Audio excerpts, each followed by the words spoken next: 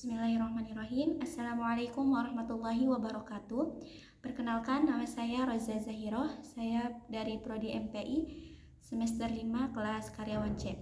Di sini saya akan menjelaskan mengenai gaya kepemimpinan yang akan saya lakukan ketika saya menjadi pemimpin baik di organisasi maupun di instansi.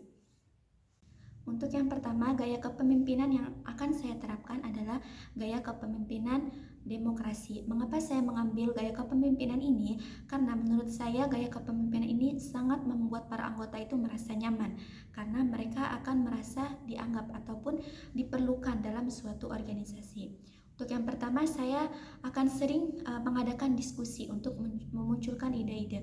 Jadi dengan adanya diskusi, para anggota itu bebas mengutarakan apa yang mereka pikirkan ataupun ide-ide ataupun gagasan yang mereka temukan gitu. Sehingga pemikiran itu disatukan lalu menjadi sebuah ide ataupun gagasan yang membuat organisasi ataupun instansi itu semakin maju. Yang kedua, menganggap setara para anggota. Nah, mengapa saya menganggap setara para anggota? Karena saya tidak mau para anggota itu merasa sungkan kepada saya kepada pemimpin sebagai pemimpin. Jadi mereka itu lebih terbuka kepada saya ketika ada masalah ataupun hambatan yang sedang mereka hadapi. Mereka mau terbuka ataupun berkomunikasi langsung kepada saya sebagai pemimpin. Jadi tidak ada yang hal-hal ataupun yang ditutupi sama mereka. Yang ketiga, mengambil keputusan secara bersama. Nah, dengan adanya kepemimpinan demokrasi ini, ketika ada suatu masalah ataupun konflik, kita akan menemukan ataupun mencari solusi itu secara bersama dan mengambil keputusan itu secara bersama.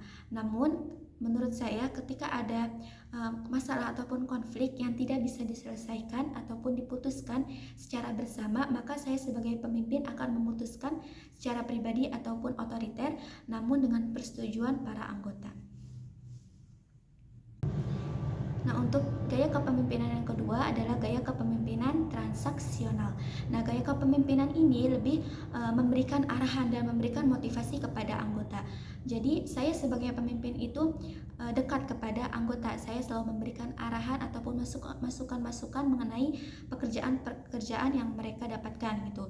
Dan saya juga selalu memberi motivasi kepada mereka agar mereka itu semakin semangat dan semakin giat untuk menjalankan tugas-tugasnya. Dan yang kedua adalah memberikan reward ataupun penghargaan atas pencapaiannya.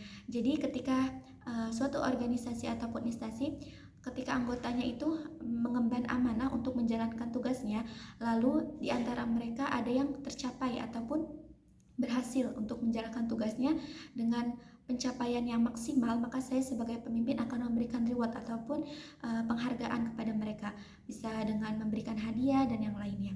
Nah, tujuannya agar mereka itu semakin semangat untuk menjalankan tugas-tugasnya. Namun ketika mereka gagal ataupun tidak menjalankan tugas dengan baik, maka saya akan memberikan hukuman ataupun punishment dengan tujuan agar mereka lebih berhati-hati untuk menjalankan tugasnya dan mereka semakin semangat untuk menjalankan tugasnya.